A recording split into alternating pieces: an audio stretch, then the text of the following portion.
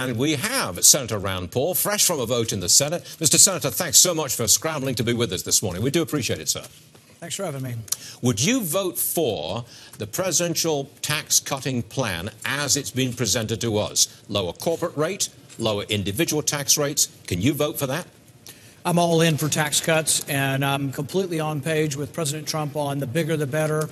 The more bold cut we get, the more economic growth we'll get. So, yes, I'm all in for tax cuts. There's probably nobody up here more for cutting taxes and more willing to cut taxes than myself. But you don't want the clawback of ending the deduction for state and local taxes, something like that. You don't want that? No, even that I'm fine with. I just want to make sure that if you take away deductions from people in the middle, that you have to either adjust the brackets or adjust the rate, or they will get a tax increase. The president completely agrees with me. I brought this up to him and his team, and the president pointed his finger at his team and he said, make sure that those in the middle do not have a tax increase. As long as that happens, I'm his most enthusiastic supporter, and I'm also one of the most enthusiastic supporters of tax cuts. Are you buying that $4,000 per working family number? That's the amount of money that tax cuts and this tax plan would contribute to working families. You with that number? You okay with it? $4,000? I think it's unknown because the tax bill hasn't been put together yet. The reason I've been agitating for those in the middle, because I know a lot of the people who are in the middle, and they pay at this 25% rate. If you take away the income tax, state income tax deduction, and property tax deduction, and the personal exemption, there's a possibility people in the middle could have a tax increase. So you have to either adjust the brackets or you have to do something to allow them to still have some deductions. But actually the policy of getting rid of the state income tax deduction, I don't have a problem with the policy. But the first policy of conservatives has to be that people's taxes go down, not up. Okay. Do you have 50 votes in the Senate for the kind of tax cut program that you've outlined? I think so. I think the biggest holdup is not people like me. I want a big, very bold tax cut. I'm for the bigger the better. And I will settle for less than I want, but I do want the biggest, and I will agitate to make sure that everybody across the board gets a tax cut. I think the problem really is on the other side. There are 3 or 4 people who don't want this to be a tax cut at all.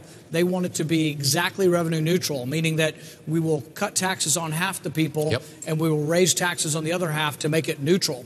I've always been a believer that you make it deficit neutral by not raising other people's taxes, but by cutting spending.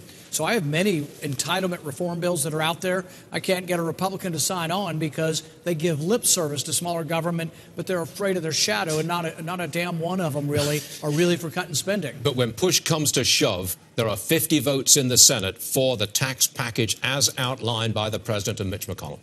I think, but the biggest obstacle are not people like me who want to cut taxes. Okay. The biggest obstacle is the people who don't want to cut any taxes. That's where the rub is, and that's where the difficulty is going to be. Can you get them on board? Yes, but you'll probably have to get them on board by losing the best parts of economic growth, which is cutting taxes. I wish we didn't have to do that, but I hope the voters out there will say to Republicans who are not for tax cuts, why in the hell did we elect you if you're not really for shrinking the revenue of government and the size and scope of government? We don't think of you as a compromise kind of guy, but you're talking compromise, Senator.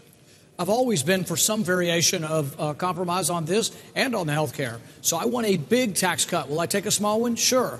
Will I even take one that doesn't cut taxes? I might begrudgingly vote for that. I won't be happy about it. On Obamacare, I was for repealing the whole thing, but I was also for repealing parts of it, but I was never for keeping Obamacare, and that's what people don't understand about that whole debate, is I wasn't for keeping and block granting Obamacare, because that's frankly just doesn't make it conservative to block grant Obamacare. Mr. Senator, I think you might have made some news right there. You're saying you're going to vote for a tax cut plan. That's a big deal for us. I can't see myself not. The only holdup is it has to do what the president says and not increase taxes on the middle-income earners. Senator Rand Paul, I'm glad you scrambled to get us into, get you into this program. It's a pleasure having you on today, sir. Thank you very much.